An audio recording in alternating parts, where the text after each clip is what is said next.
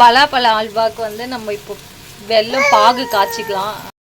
பலாப்பழ அல்வாக்கு வந்து நம்ம வெள்ளை பாவை காய்ச்சிருக்கோம். அதுக்கப்புறம் வந்து வேறு ஒரு கடாயில் வந்து நெய் கொஞ்சமாக ஊற்றிட்டு இப்போ பலாப்பழத்தை வந்து நல்லா பிசைஞ்சு எடுத்துக்கலாம். அது நம்ம போட்டு நல்லா வதக்கிக்கலாம். வெள்ளை பாவு வந்து நல்லா ரெடி ஆயிடுச்சு. வாங்க இப்போ எப்படி பண்ணுறதுன்னு பார்க்கலாம். நெய் நல்லா ஹீட் ஆகிடுச்சு. பலாப்பழத்தையும் நல்லா பிசைஞ்சு வச்சுட்டு இப்போ அதில் போட்டுக்கலாம்.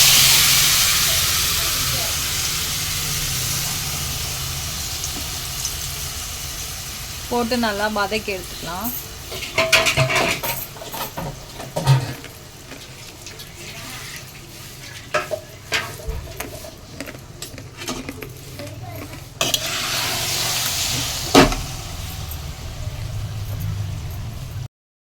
நல்லா வதக்கிக்கலாம்.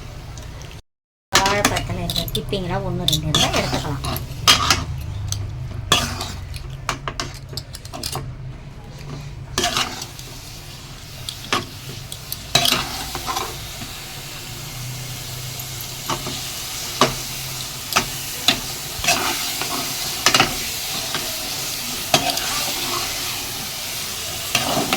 நல்லா ஹையில் வச்சுட்டே வதக்கலாம். நல்லா வதங்கினதுக்கப்புறம் காமிக்கலாம் எப்படி இருக்குன்னு பார்க்கலாம். வெள்ளை பாகு வந்து அது கூடவே ஊற்றிக்கலாம். சுத்தமான இது வேண்டாலும் பாகு வடிகட்டணும். அல்லது ரொம்ப மண்ணில் உள்ள போகலாம். இப்போ நல்லா மிக்ஸ் பண்ணி விட்டுக்கலாம்.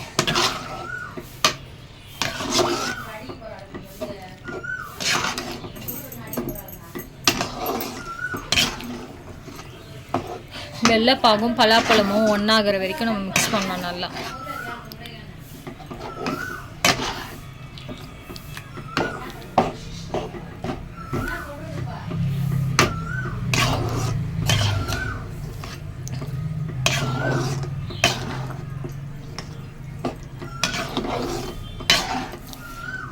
நல்லா கலரி விட்டுட்டே இருக்கணும். நல்லா மிக்ஸ் பண்ணதுக்கப்புறம் நான் எப்படி இருக்குன்னு காமிக்கிறேன்.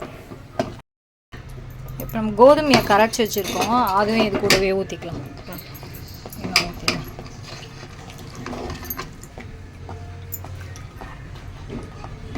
ஊற்றிட்டே நல்லா மிக்ஸ் பண்ணிக்கலாம். அந்த பச்சை ஸ்மெல்லு போகிற வரைக்குமே நல்லா மிக்ஸ் பண்ணிக்கலாம்.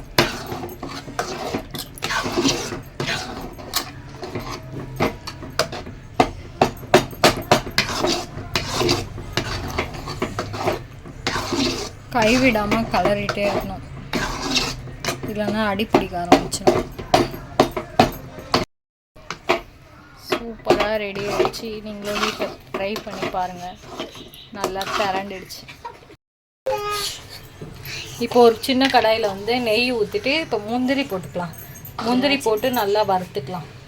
உங்களுக்கு ஆப்ஷனல் தான். உங்கள் முந்திரி பாதாம் எது இருக்கோ நீங்கள் யூஸ் பண்ணிக்கலாம்.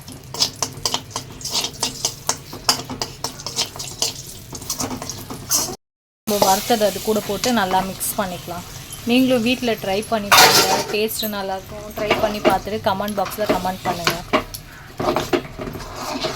நம்மளோட சேனலுக்கு வந்து சப்ஸ்கிரைப் பண்ணுங்கள். நிறைய பேர் வீடியோ பார்க்குறீங்க, சப்ஸ்கிரைபே பண்ண மாட்டேறீங்க.